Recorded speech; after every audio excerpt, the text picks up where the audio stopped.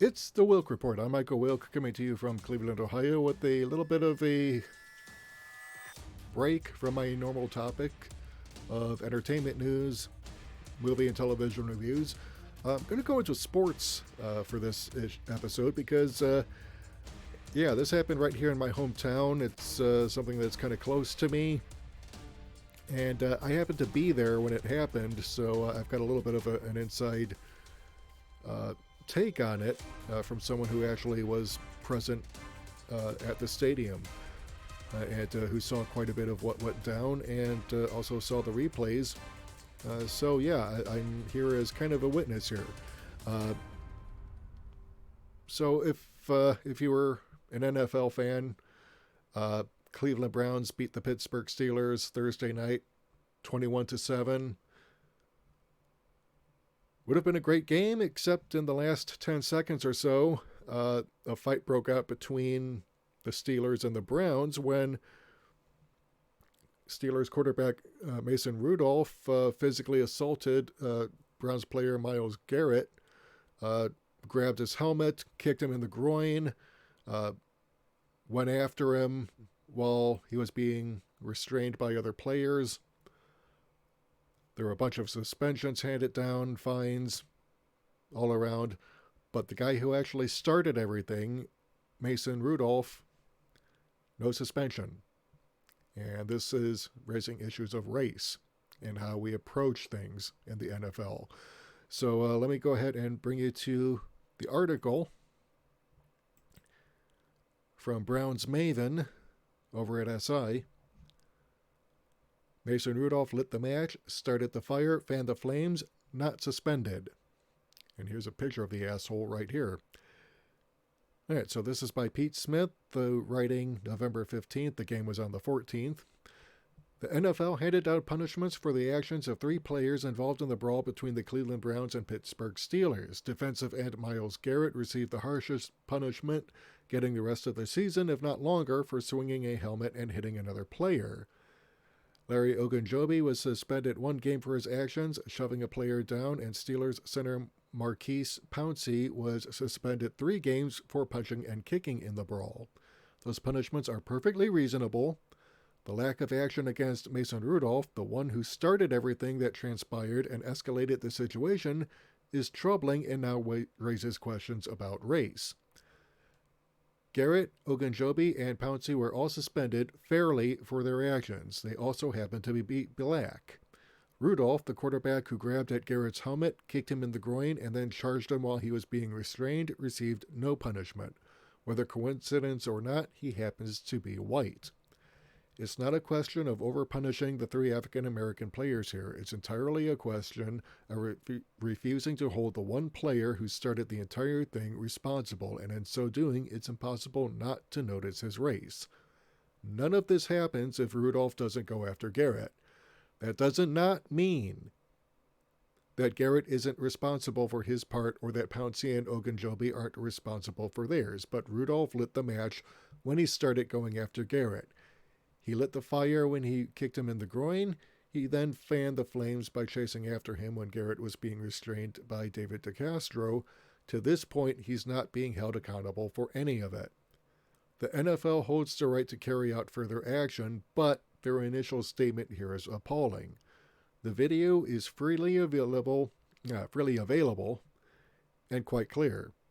Rudolph is getting a pass for grabbing another player's helmet, kicking him in the groin, and then chasing after him. The NFL is reacting to what happened without bothering to get to the root of the issue.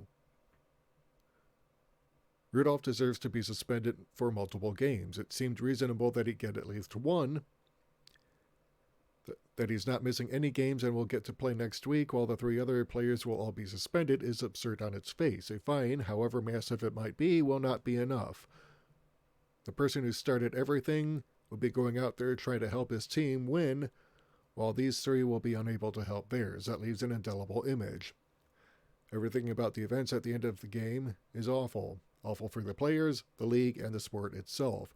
Allowing the instigator to go unpunished doesn't discourage further action or send the necessary message. The league, as it so often does, takes something that should be straightforward and makes it far worse. Now it becomes a discussion about race. And I have to say, I am finding it very difficult to argue with this guy because he's got a point.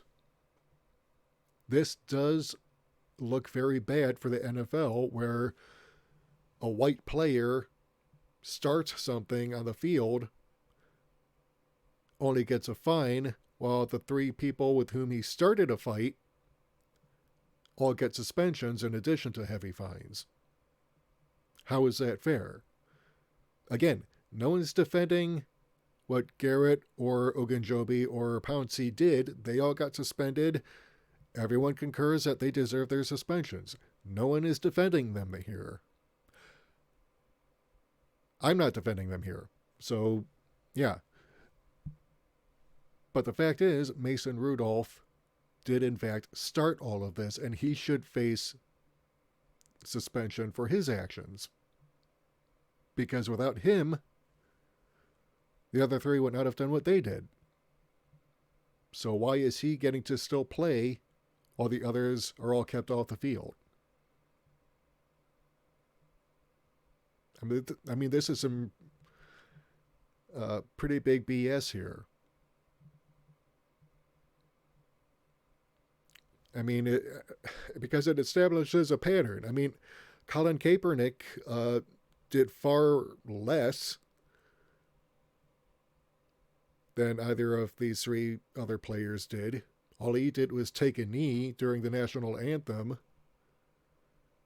and it basically cost him his career in the NFL that he's only just now starting to get back on track with. Tom Brady, a white boy, gets caught cheating, major scandal, goes whining to a judge to get his suspension overturned, still acts like he's the greatest thing to happen to football.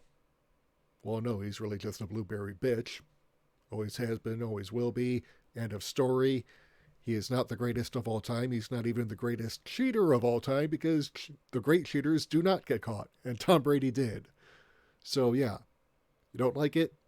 Tough. Quit whining.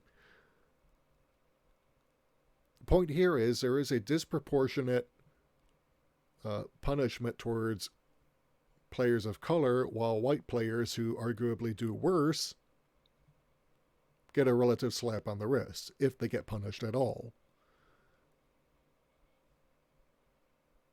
And what this means for the sport, it really kind of disgraces the sport, if you really think about it. Because players who start fights, and again, no one's defending the actions of the other 3 here. They should not have done what they did. 8 seconds left in the game. It's over. You don't need to take the bait. You did. You're getting punished. End of story. No one's disputing that. What is in dispute here is Mason Rudolph being given the punishment he deserves for starting everything here. And that he happens to be white, whether you like it or not, does inject a racial component into this, because he bears the most responsibility for what went down on Thursday. So what do you think? Do you agree? Do you disagree? I want to know. Let me know in the comments. If you like what you've heard and you want to hear more, hit the subscribe button and the bell icon and select all to receive notifications whenever we upload new content.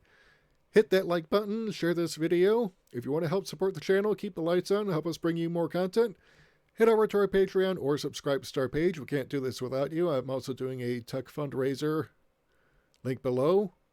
Until next time, when I go back to reviewing Batwoman.